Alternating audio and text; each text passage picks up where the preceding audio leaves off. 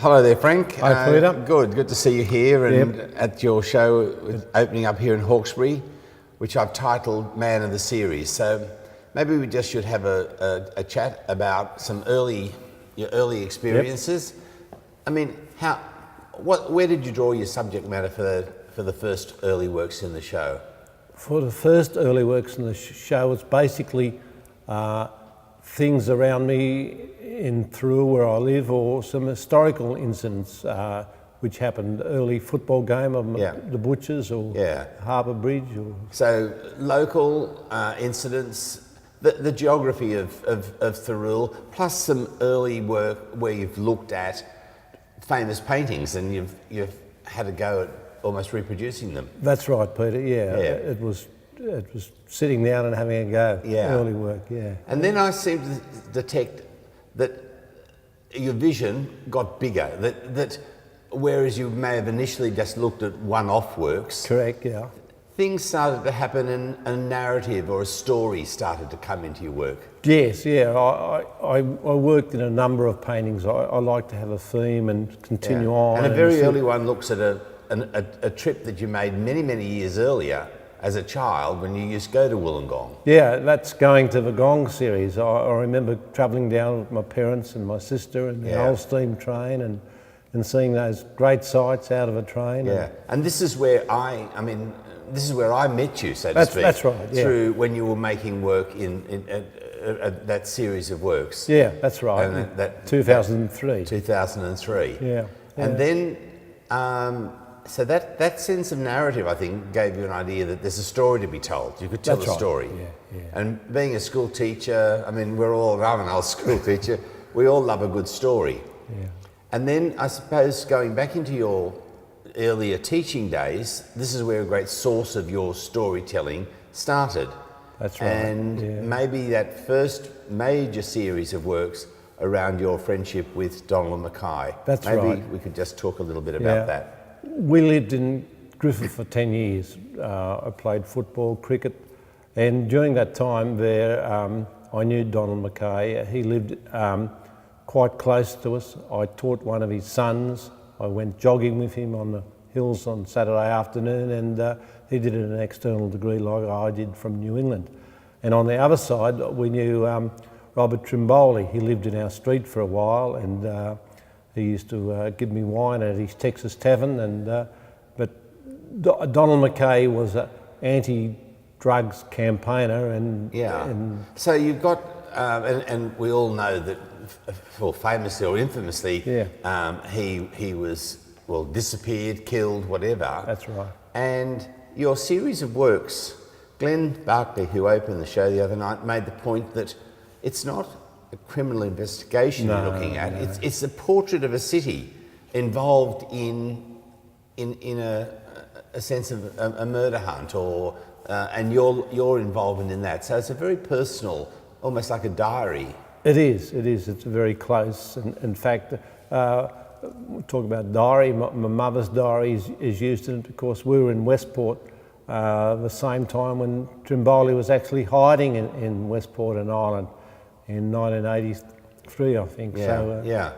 So it's a large series of works. I think they're about 17 18, works in the series, various styles, various sort of small parts of the narrative, the township. So it's a big picture. It is. In that. It is. Peter. And then I suppose having the success of capturing an essence, the sense of doing the one-off things seems to be receding. There's a bigger canvas that you're looking at. It does, yeah. I tend to do preliminary paintings when I'm doing a series. I work out where I'm heading, and I sit down and I think about it. I do a couple. And then, so it's interesting that you initially were painting little scenes from Thurrool, but then bigger pictures of Thurrool and the personalities of the historical things. The sheds of Thurrool. The sheds of Thurrool, the architecture, the and some of the characters who lived in Thurrool. D.H. Lawrence,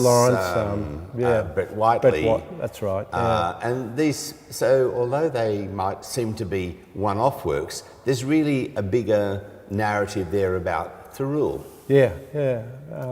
you've had a long experience or a long gestation where you're starting to think about things perking up out of historical time.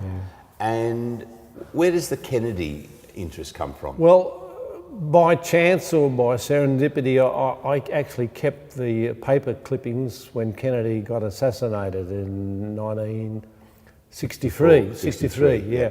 And I thought, oh, maybe I can do something with these. And I thought I'd have a go at them in monochrome because they were black and white paper cuttings. And then on a particular page, besides the photo of an assassination, there was usually some ad like prices slashed or out they go. Or, which at the time would have just been a part of, well, what was happening in Australia here and now. That's right. Television program. Manhunt. Exactly, or something from a sale of a hardware store or housing lots.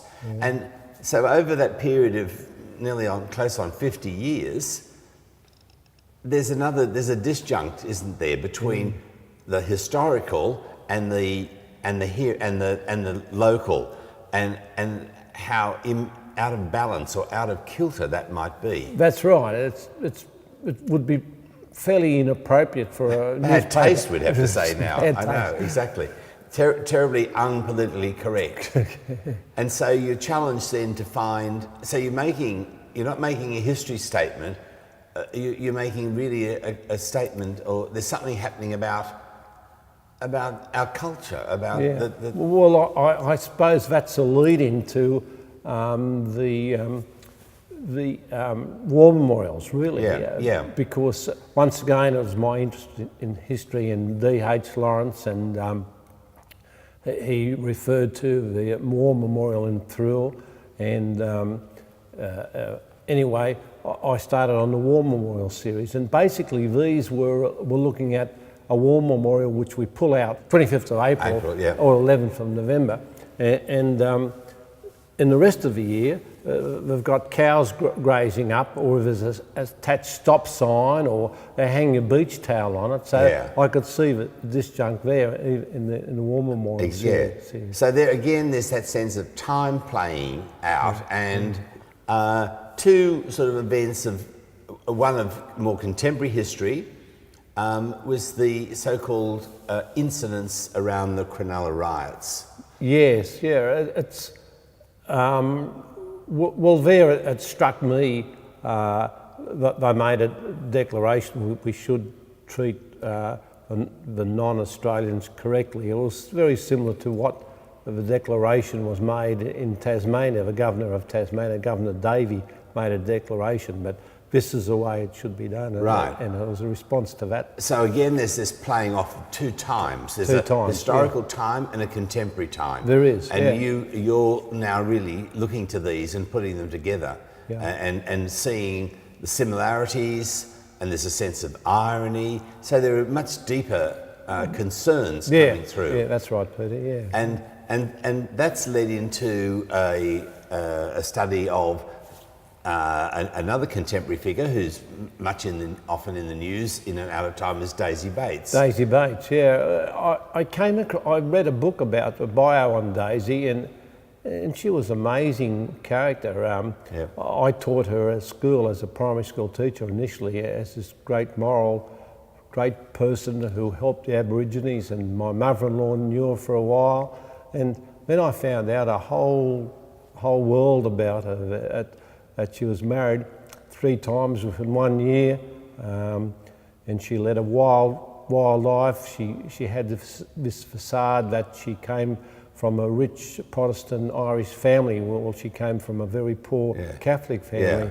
But then again, her humanity and what she did for the Aborigines was just amazing. So, exactly. And that story has been sanitised and re-spun to get whatever the political masters of the day want to make of it. And it's interesting in your work, although you take a well-known figure in Australian history with she's well-known but not well-known, you don't really come, a bit like the Donald Mackay things, you're not pointing fingers or making judgments, you're letting us decide just who is the real Daisy Bates. And I don't think you come down. I mean, you've got a painting there where she's almost chameleon-like. She's right. Put your own face onto Daisy. Yeah, that's right. Yeah. And probably if I did the whole series again, I would show Daisy showing more compassion to the Aboriginals. Instead of her being in front and the Aboriginal people behind, I'd have Daisy sitting down giving help and assistance. But that's hindsight. That's hindsight. It is, yes. And then back in the Thirroul landscape, you've looked at the politics of the local council through corruption. So there are a lot of things which keep coming back as Frank Nolan as a citizen of an area, very much Frank Nolan of Thirroul, and seeing within the minutiae of a small town a bigger picture writ large. Yeah. That's good. Great. Thanks, well, Peter. thanks, Frank. It's been really good talking very about much. the work. Cheers. Good on you, Thank mate. you. Good.